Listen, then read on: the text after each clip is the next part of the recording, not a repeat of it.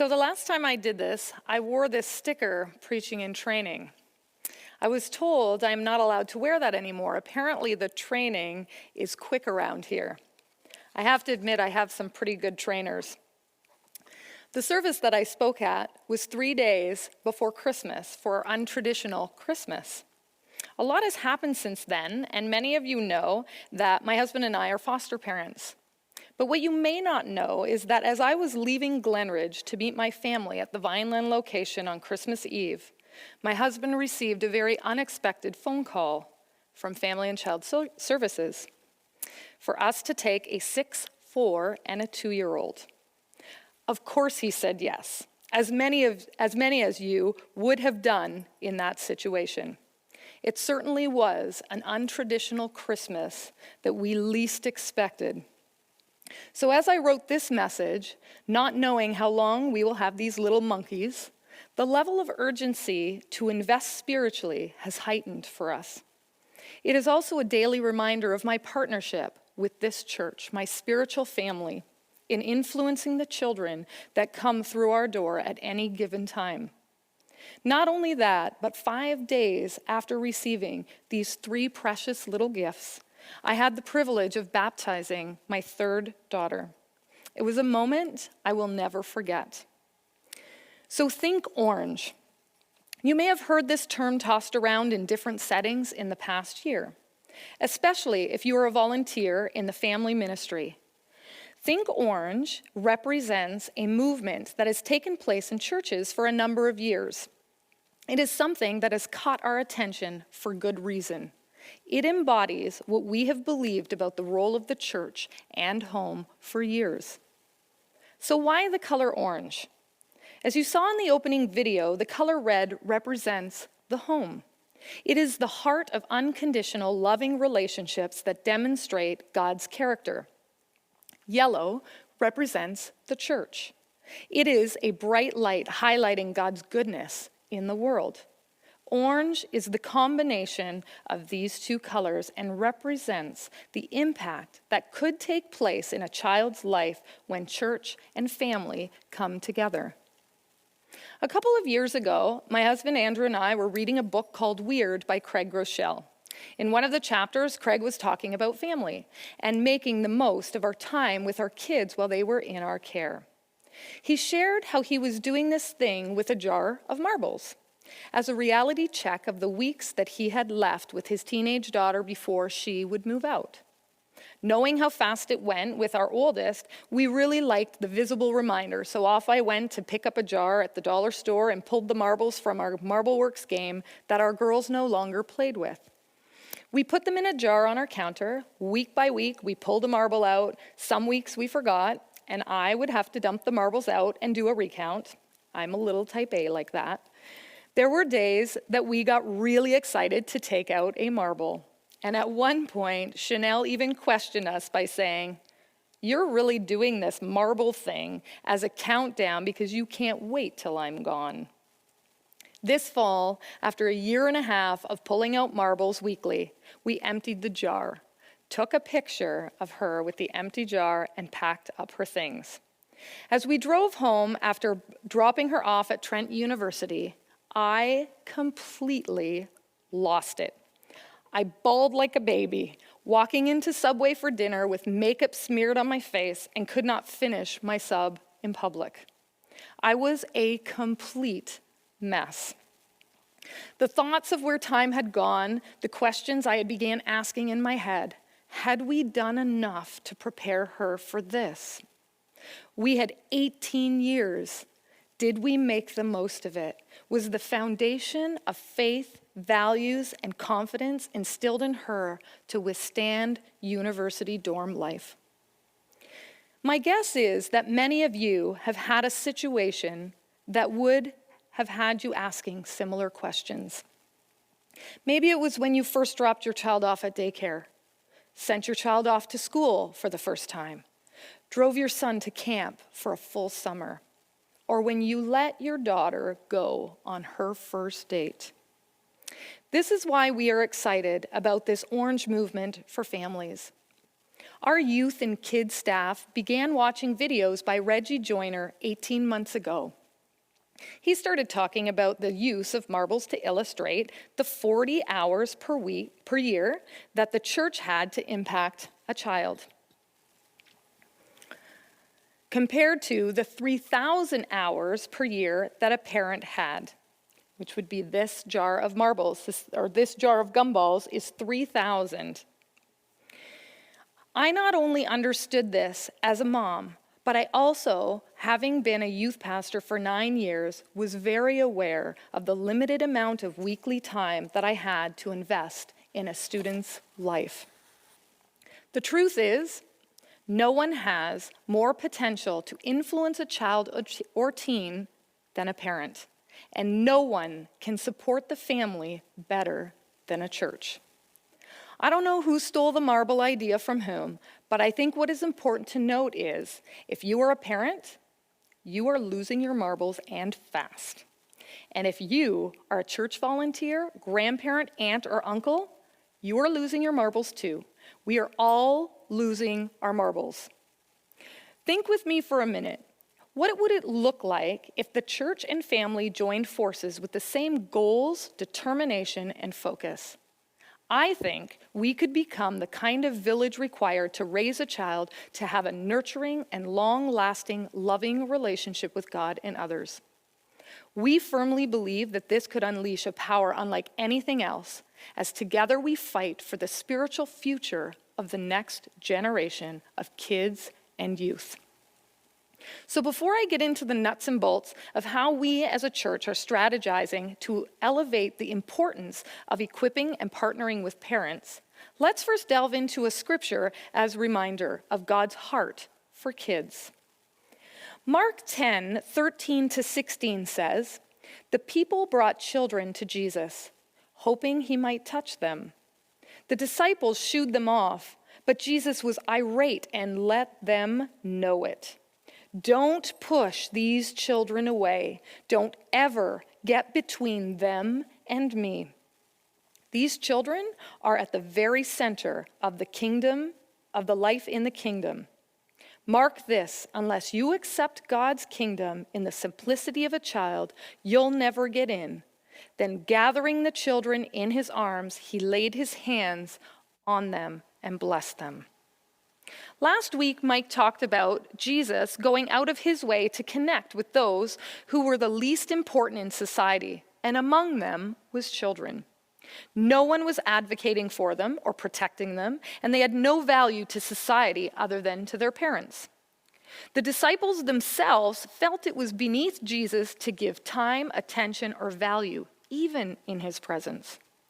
Yet Jesus elevates them by giving the disciples a serious tongue lashing when they tried to keep kids away from him.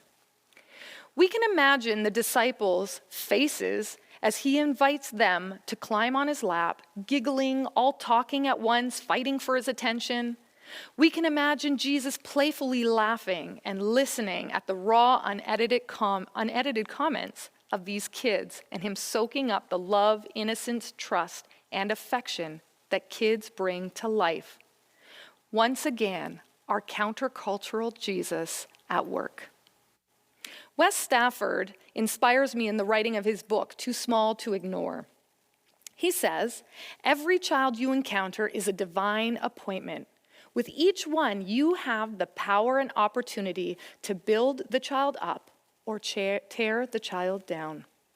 A life can be launched with as little as a single phrase, an uplifting word, or an act of kindness.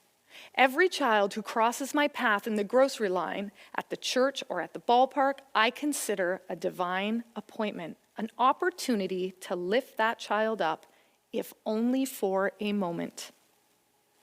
It may just be the moment that will launch a life or restore one that needs kindness today. You won't know until eternity that your single act of kindness might not only change the little life standing before you, it might resonate for generations.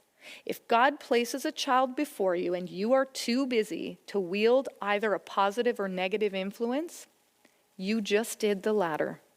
You communicated that the child doesn't matter, and isn't important. Reading this increased my awareness of the children around me. I love the simplicity. It reminds us to embrace that kind of mindset and heart attitude and posture when we interact with kids, looking at them in the same way that Jesus did. This was the exact reason that our kids wanted to return to this very church after their first visit 13 years ago. As Christ followers, we want to be on the front end of imitating and expressing who Jesus is in everything we do. I don't think I need to convince you any further that God's heart is for kids. Because we believe that parents are the primary influence in a child's life, I want to spend some time talking about a home strategy for spiritual parenting. There are 5 family values that you can read more in depth about in Reggie Joyner and Carrie Nieuwhof's book titled Parenting Beyond Your Capacity. The 5 values are widen the circle, imagine the end, fight for the heart, create a rhythm, and make it personal. So let's start with widen the circle. The big idea is to pursue strategic relationships for your kids. Let me give you some examples. At one of our daughter's grade 8 graduations, after the formal shaking of hands and receiving of diploma, each graduate was given a rose to hand out to someone that had significantly influenced them. So as I watched my daughter walk across the stage, following a number of other students who were handing their roses to their moms, dads, or grandparents, my kid walks over to her life group leader, gave her a hug, and the rose. As a youth pastor who was constantly preaching at my volunteers and advocating for adults to be involved in teens' lives, I could not have been more pleased. Now, I would have been really ticked if it went to someone else. My oldest daughter, Alana, is 21 and still visits her high school life group leader periodically throughout the year. They bake together, have life chats, play with her kids. Every time I hear that she's going to her house to hang out, my heart skips a beat. I love it. I absolutely love it. Someone else is investing in my daughter's life and has come alongside us as parents over the years to care for and model a life of Christ to her. In August, I hosted a coming-of-age party at our house for our second daughter, Chanel. I had also done this for Alana just before she left home with 15 women in our living room who had significantly influenced me and or her. We shared words of encouragement and prayers as she entered this new season of life. With tears in my eyes, I sat there looking around the room at the faces of people who cared this much for my kid. I could not have imagined her life group leader from grade 8 not being there. So grandparents, singles, marrieds without children, you're not off the hook for this service. This is so much more to family than our immediate biological families. We are part of a much larger spiritual family, and we all have a responsibility to it. We have personally been blessed with the gift of many adults in our kids' lives and that have helped shape them and joined Andrew and I in raising them. We needed all of them. There were times we needed them to say the same things that we would when they could not hear it from us. Each person continues to be instrumental in the spiritual growth and health of my family and other families in this very community. So let's move on to the second value, imagine the end. Sometimes when we think about what it means to be parents, we complicate things with all the books we have read, the parent seminars we've attended, and the show Super Nanny. Many of these things are good and wise to implement, but we often create these unrealistic expectations of ourselves and others of what it means to be a great parent. Then we carry the weight of the world on our shoulders, leaving us constantly feeling defeated. We become so distracted by all the things we think are important and run the risk of not prioritizing the most important thing, laying a spiritual foundation for our kids. So let me alleviate a little bit of pressure for you by helping you in knowing where to start or ground your parenting. Reading from Deuteronomy 6:6-9, it says, "And you must commit yourselves wholeheartedly to these commands that I am giving you today. Repeat them again and again to your children. Talk about them when you are at home and when you are on the road going to hockey or gymnastics or volleyball, when you are going to bed and when you are getting up. Tie them to your hands and wear them on your forehead as reminders. Write them on the doorposts of your house and on your gates." This is the vision for the kind of spiritual investment you get to make in your kids' lives. The opportunity every single day to be the spiritual leaders that God calls you to be. What I find most comforting about these verses is that the more you practice this, the more it becomes a part of your daily life. It becomes as natural as driving a car after a period of time. When I was a little girl and went to my opa and omas for sleepovers, they would make us memorize scripture. The only one I remember is John 3:16. As I grew up and would continue to visit, they would share stories of the missionaries they supported, had university students in their home for lunch, and would share their faith on their many trips to Florida. We would be mesmerized by the passion in their prayers and annoyed by the length of them. But there was one thing my Oma would always say, even as recent as a few years ago before she died. In her thick Dutch accent, she would say, "Sophia, do you love the Lord?" And I would say to her, "Yes, Oma, I love the Lord." And her eyes would tear up, and she would smile and give me a kiss. We always knew what was the most important thing to her.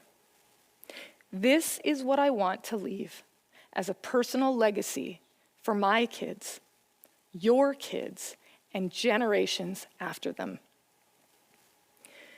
Reggie says this, number 3, fight for the heart. Reggie says this perfectly. Your role as a parent is not to impress your children or anyone else with your ability to parent.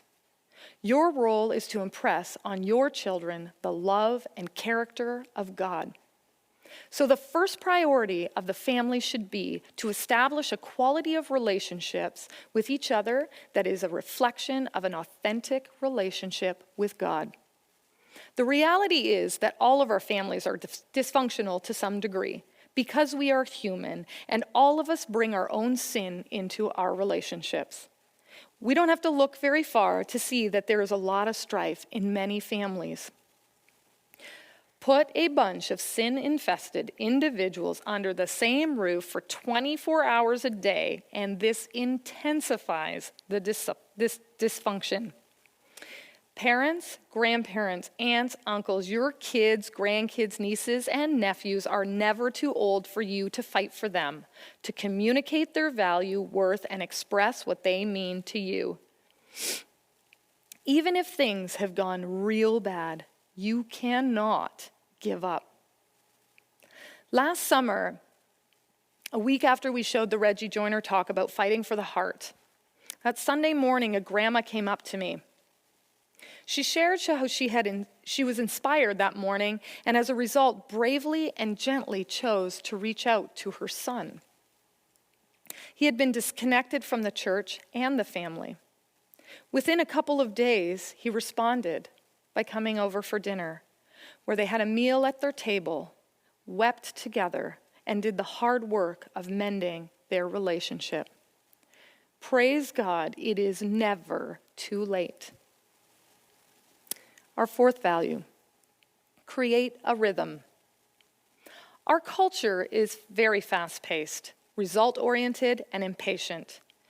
We know our time is valuable because most of us don't feel like we have enough of it. Ever been in line in the grocery store and the clerk calls for a price check on an item and you hear a number of sighs? Have you been that person at Costco checking the size and number of items in the buggies of the people in front of you and in all of the other lines to see if you should switch? Ever said a few choice words when you were behind that really slow driver who can't make up their mind whether they are going to turn or not? All of those examples are me. Our time is valuable to us, and our time is valuable to those closest to us.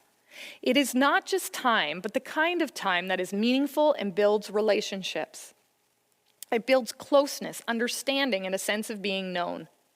How much of our interactions with our families are like that? Your child asks to read a book, and you sigh.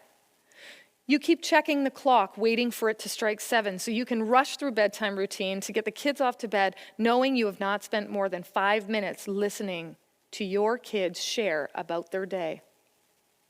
You're having dinner with your spouse, and you are preoccupied with checking your phone for messages and emails. Again, I am guilty of all three.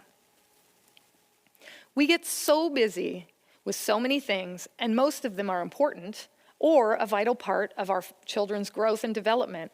But if you're anything like me, you need to stop at times, refocus, and reprioritize periodically. Andrew and I learned a lot from a book we read, 3 Big Questions for a Frantic Family by Patrick Lencioni.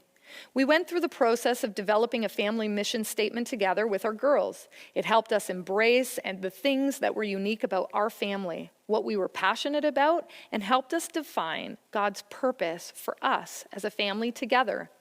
With this kind of focus, we were able to prioritize our family time and live out the mission that God had uniquely set out for us. The great part about this book is that it is written for any season of life. It is a very practical tool, giving scenarios for singles, empty nesters, young families, newlyweds, so don't let the title deceive you. Being physically and emotionally present in our kids' and spouses' lives and showing up over and over again, over time, the reputation develops trust and worth in our children and marriages.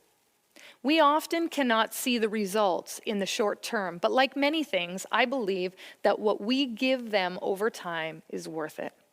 And time over time is a marathon, not a sprint that will be rewarded at the end with rich relationships.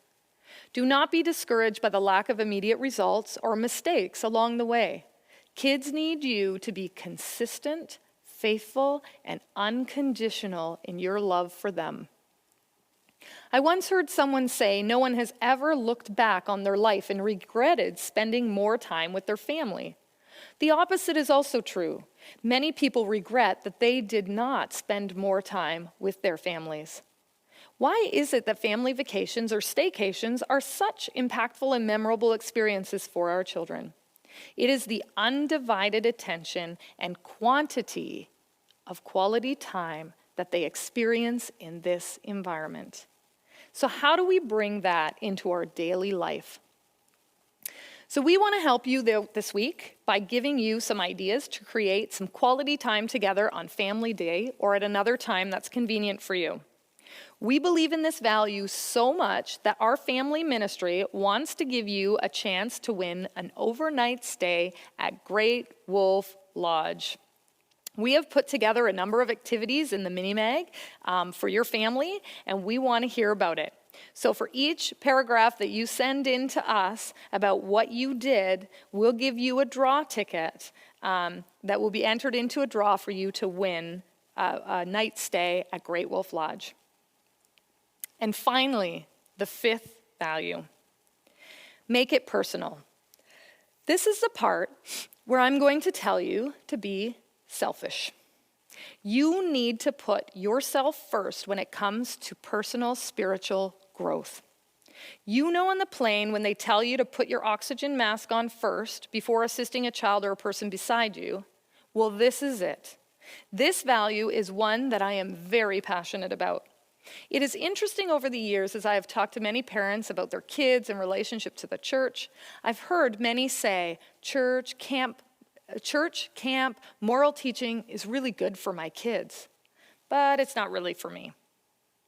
Others may not actually say it, but show up week after week to church or life group with the attitude that this is good for others and not fully engage for themselves. There are a number of reasons for that. Sometimes our own bitterness, hurt, or unaddressed conflict with the church has gotten in the way.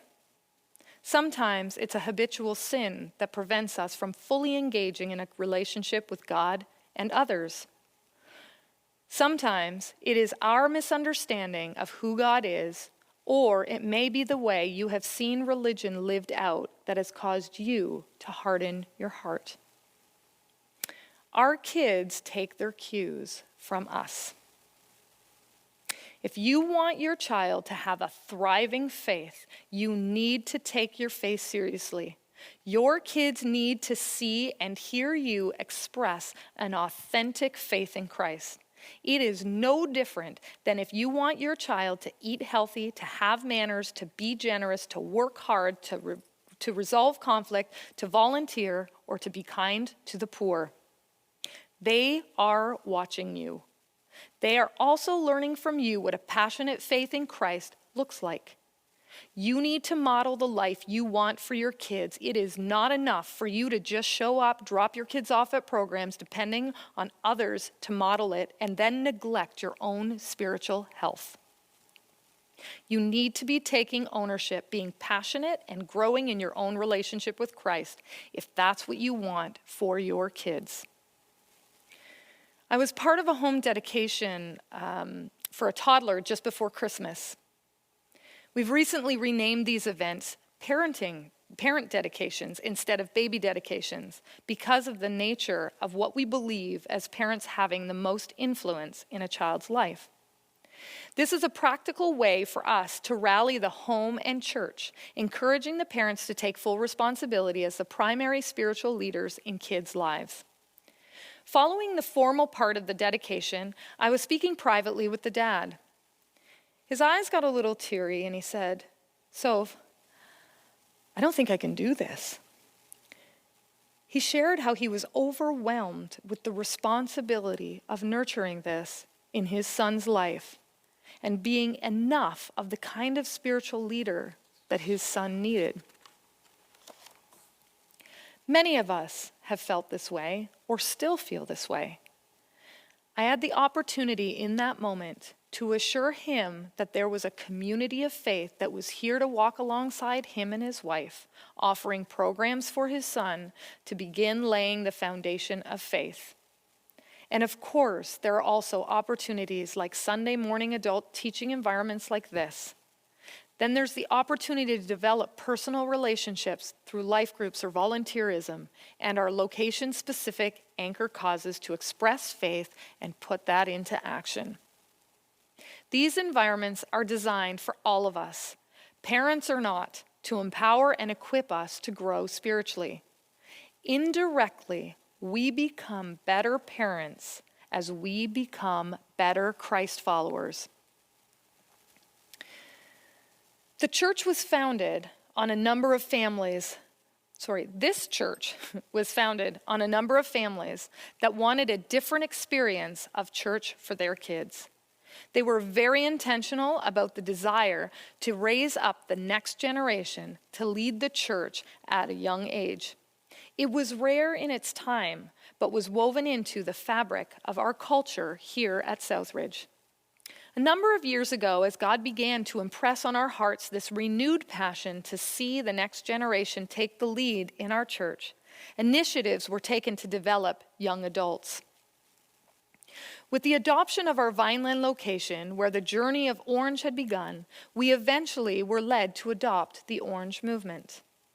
18 months ago, our kids and youth staff started to meet monthly, watching videos by Reggie Joyner, reading the Think Orange textbook, and having discussions around the 5 values that we just walked through. Up until that time, we were a collection of people that were working in our own departments, independent of each other. The learning that took place in those months impacted decisions that were being made and eventually led us to reorganizing and hiring staff around this team, around this new paradigm. This began the start of our Intact Family Ministry less than a year ago. This team is made up of 1 full-time staff and 5 part-time staff who oversee different age demographics who now work together in unity. Our goal is to give the best to families by equipping parents in their spiritual leadership, creating environments that foster healthy relationships between kids and adults, and refining a teaching strategy that is relevant to each age group. We believe that kids, youth, and camp programs are a vital part of nurturing the spiritual life of a child, and is another way that we as a church can come alongside and partner with parents. Our church and family ministry staff are making a commitment to families to learn and grow in this area. We commit to doing our part to empower and equip parents. We are learning lots and will make mistakes along the way. We have not arrived, and we believe that we are just scratching the surface when it comes to learning what it means to serve families well. We trust God to deliver on the goods that He promises as we continue to depend on Him to guide us each step of the way. But we can't do this without you. There are approximately 300 volunteers in our family ministry serving over 340 kids, youth, and marriages each year. We need you. All ages, personalities, gifts, and skills are required for us to be the kind of community that loves and nurtures kids the way Jesus did when He welcomed them to be in relationship with Him. We need every person to play a role in the spiritual future of the next generation in formal and informal ways. There is a place for you to live out your faith in this community. If you are presently a volunteer in any of our kids, youth, or marriage ministry programs, I want you to stand up right now. Have a look around. You are spiritually impacting the lives of our kids and youth through what you do. We do not take the role that you play lightly and want to publicly thank you for committing and for loving our kids. Never minimize the role you play in influencing our kids and youth. God has entrusted you with a great responsibility, and you have embraced it. Thank you from all of us. Please have a seat. In closing, an excerpt from our friend Reggie. Parenting is hard. Families are messy. There are no clear biblical examples. The Bible certainly lends to advice about parenting, and there are a number of universal principles we should apply as parents. But you would have a hard time convincing me that David, Noah, or Eli was an exceptional parent. Because they were bad parents? No, they were human parents. Human parents tend to have human issues. Human parents struggle with the humanness of their own human parents passed down to them. The family exists, even in its imperfection, to display the heart of God to every generation. Be gracious with yourself. My prayer this morning is that every parent will walk out of this auditorium feeling encouraged and empowered to be the kind of parent that your kids need and that God calls you to be. Not guilt-ridden or feeling like a failure, but excited to take another step in your spiritual journey. May this be the morning that triggers change in you.